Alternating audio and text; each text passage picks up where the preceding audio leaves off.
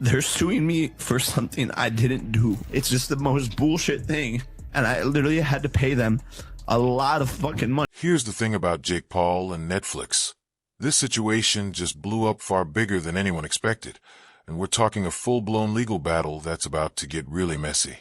Jake Paul just got hit with a lawsuit from Netflix, and this all came right after that brutal loss to Anthony Joshua.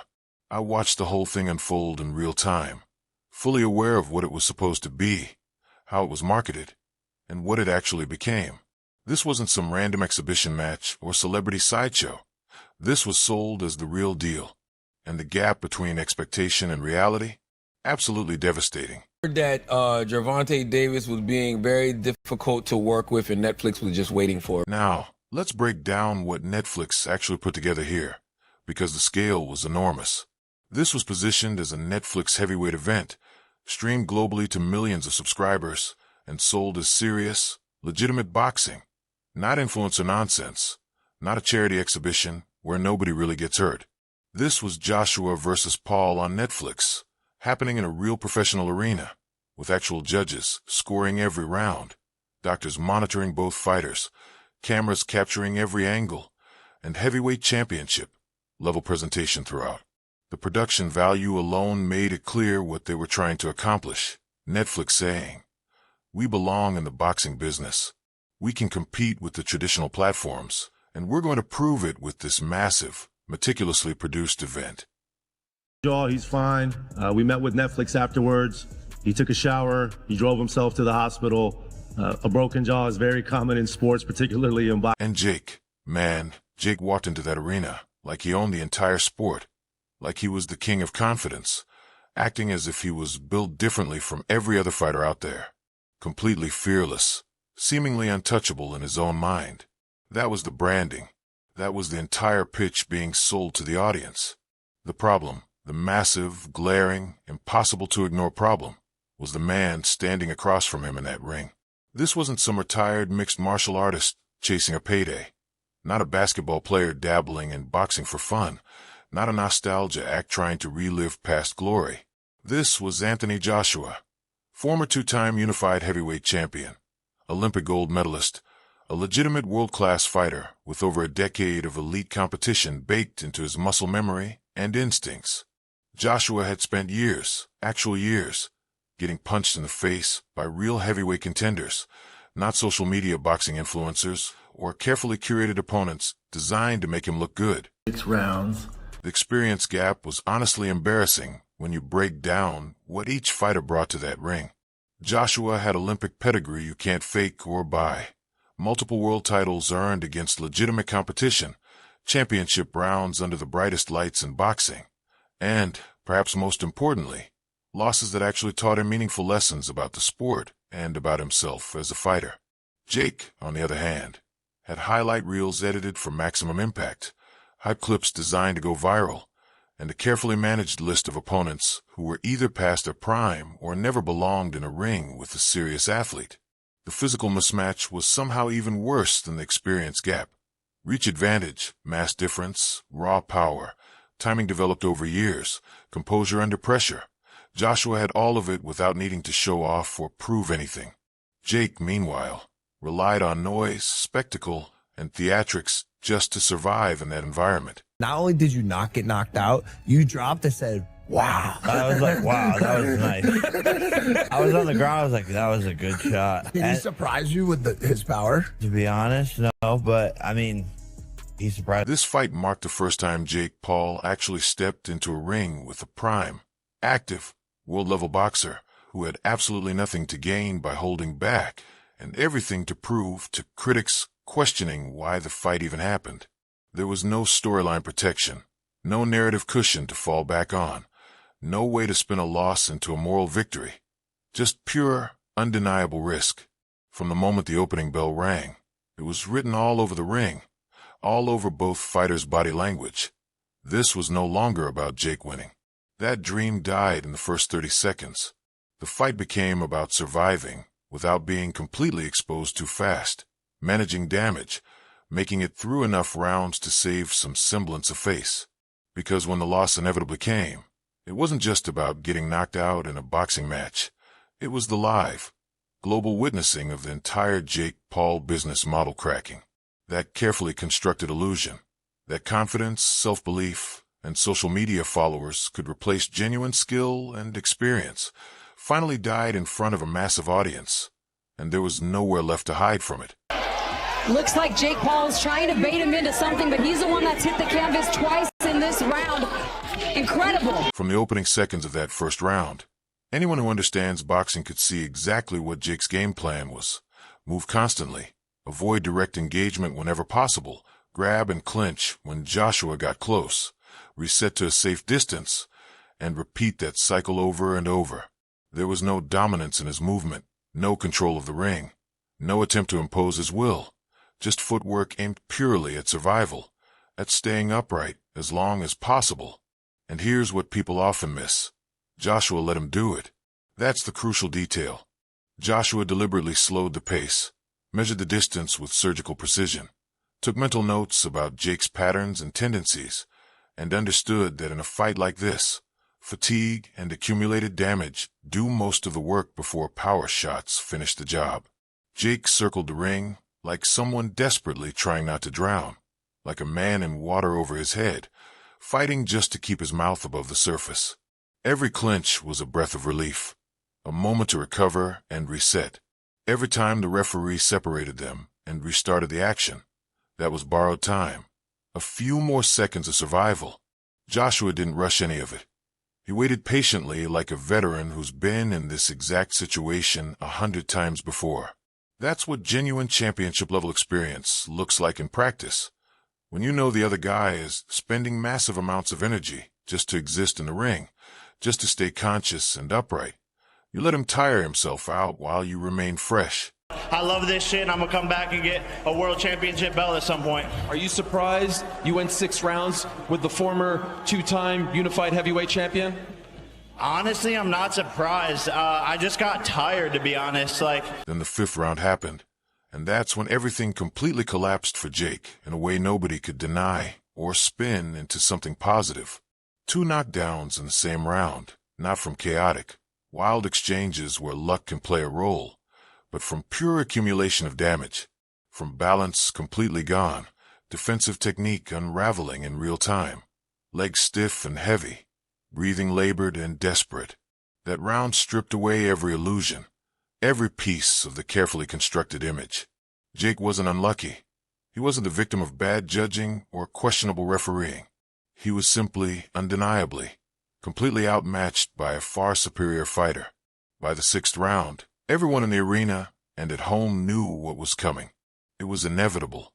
One clean, perfectly timed power shot from Joshua, delivered with no theatrics, no controversy, no questions about legitimacy, just pure physics, force meeting flesh in a way human bodies can't withstand. The referee stepped in and stopped the fight because there was nothing left to prove, no reason to continue. Jake's body had already given up before the count was even finished, before he could fully process what had just happened to him. Take care of me forever in there. The reaction and immediate aftermath said everything about how people processed what they had just witnessed. People were shocked on multiple levels, shocked that he actually lasted 6 full rounds against a fighter of Joshua's caliber, but simultaneously shocked by how completely helpless he looked once real pressure arrived and there was no escape or reset. That wasn't bravery. That wasn't heart, determination, or warrior spirit. That was a slow, methodical, technical dismantling, documented from every camera angle with modern production technology, leaving nowhere to hide from the truth of what was happening. All the tough guy talk, the confidence and bravado that built his entire brand, evaporated in an instant. Within hours of the fight ending, Jake was being transported to a hospital for medical evaluation. No victory speeches this time, no chest thumping for cameras, no social media posts about moral victories, just harsh fluorescent lights, medical staff doing their jobs, running tests, taking imaging, and documenting injuries. I think I pissed him off. What were you doing? I was just saying. No worries. Sounds like you're just venting a bit. We can pause or switch gears, whatever you need. I was talking but I just pissed him off. Then he broke my brother's jaw. His jaw, huh? Yeah, oh, he exposed his jaw. Yeah. You don't care. Jake's having a fucking blast. We'll see him back again for sure. The medical diagnosis came back blunt and brutal, with no sugarcoating possible, a broken jaw. That was the initial report. Then it got even worse as more detailed imaging arrived. A double fracture, meaning the jaw was broken in 2 separate places. This wasn't a rumor on social media, wasn't speculation or exaggeration for drama. Actual medical imaging confirmed it beyond any doubt. Recovery estimates landed at 4 to 6 weeks at a minimum, and that's assuming no complications, no infections, no additional setbacks during healing. This isn't a bruise that fades in days, isn't swelling that goes down with ice packs. This is structural bone damage, and people need to understand what that truly means in practical terms. A fractured jaw affects everything about daily life. Eating becomes a challenge requiring liquid diets and careful planning.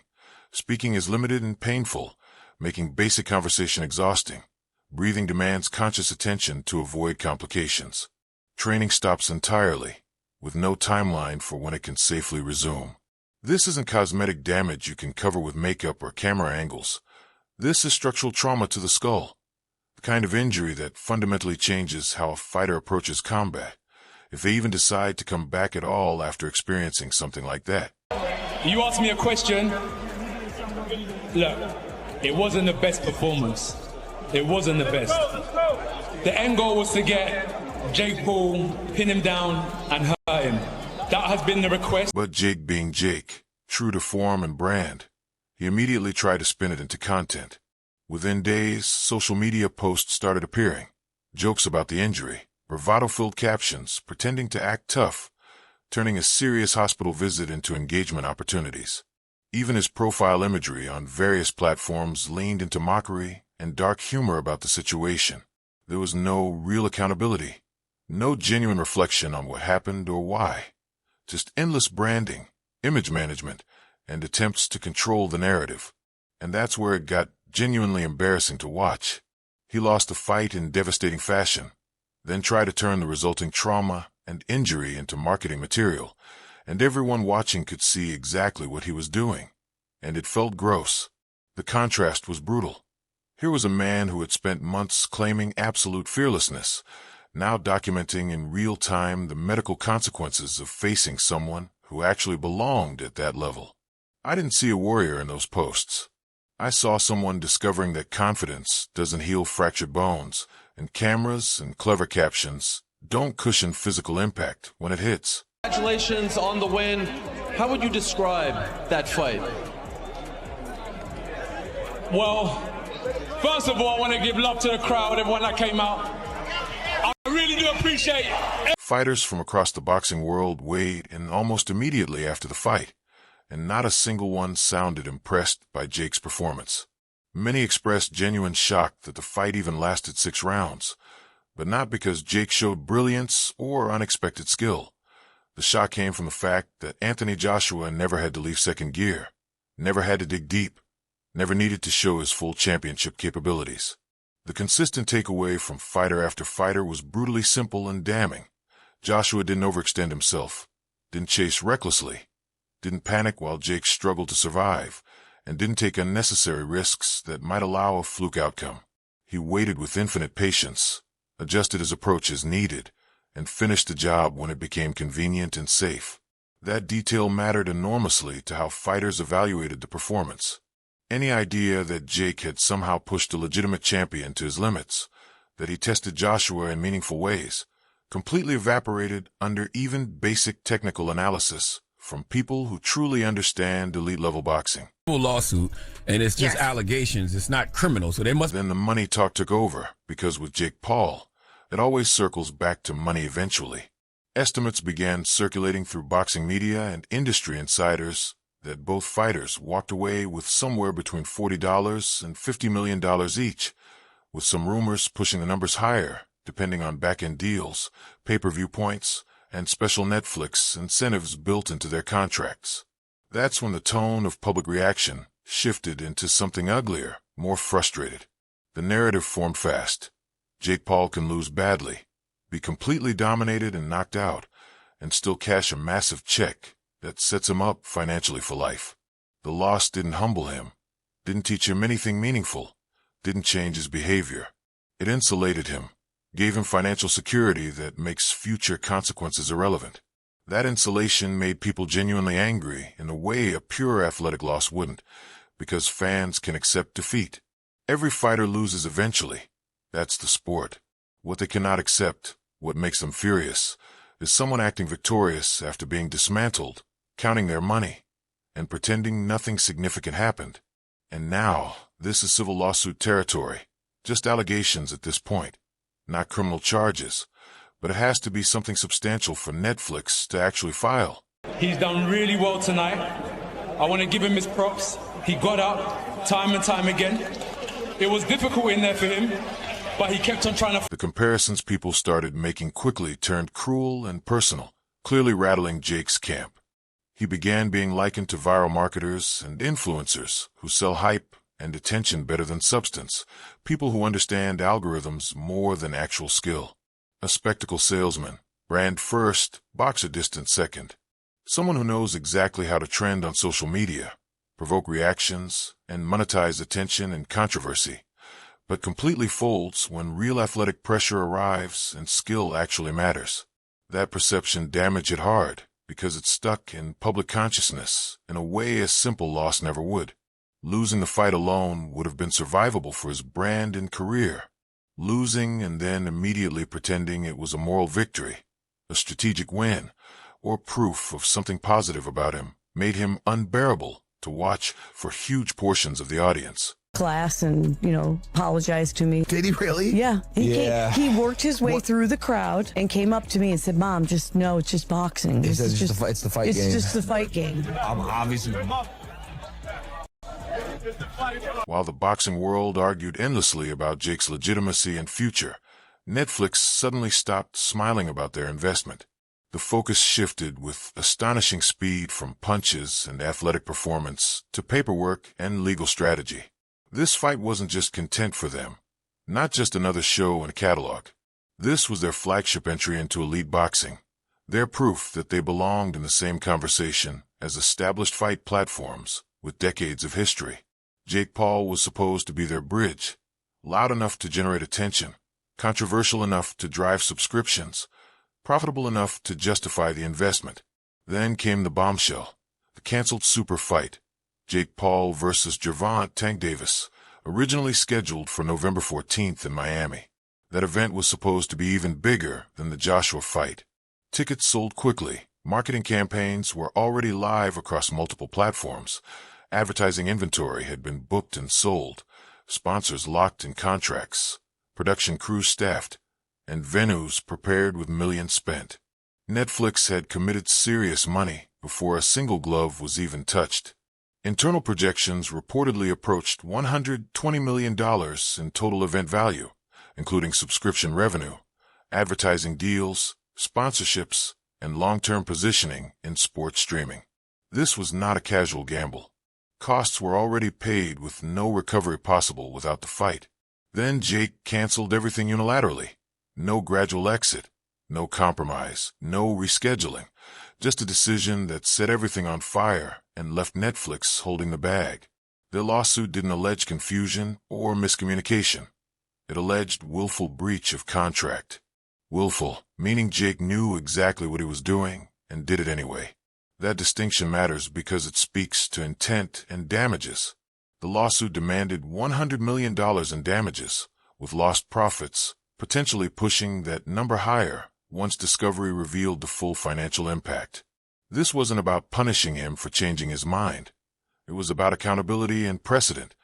You cannot blow up $100 million events without consequences. Jake's credibility as a reliable draw took a devastating hit that will follow him for years. Platforms and advertisers do not forget behavior like this. Netflix leadership was reportedly furious. Executives were embarrassed publicly, and brand trust with advertisers took real damage. A company built on precision and reliability suddenly looked reckless, having bet heavily on an influencer fighter who treated contracts like suggestions. Jake didn't just lose a fight. He burned a multi-billion-dollar company's patience and goodwill in one catastrophic move. His public image is now scattered, contradictory, and probably beyond repair in large segments of the audience. Once sold as fearless and unstoppable, he's now widely labeled evasive and unreliable. Once marketed as disruptive and revolutionary, he's seen as flaky and unprofessional by industry insiders. Public reaction is split nearly down the middle. Supporters insist he took a moral stand. Critics call it fear wrapped in virtue signaling. The argument is exhausting, but the consequences are very real and mounting daily. Sponsors are reconsidering associations. Future platforms are hesitant to trust someone who cancels massive global events without care for collateral damage.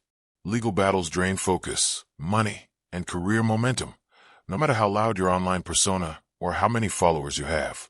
While lawyers talk and file motions, actual training stops. While cases drag on, opportunities vanish to other fighters. The boxing world has already passed its judgment in the court that actually matters. Respect is earned in the ring through performance, not press releases or social media captions. You don't get credit for what you almost did or planned to do. You get credit for what actually happens under the bright lights, when you can't edit, can't control the narrative, and can't escape the truth of your performance.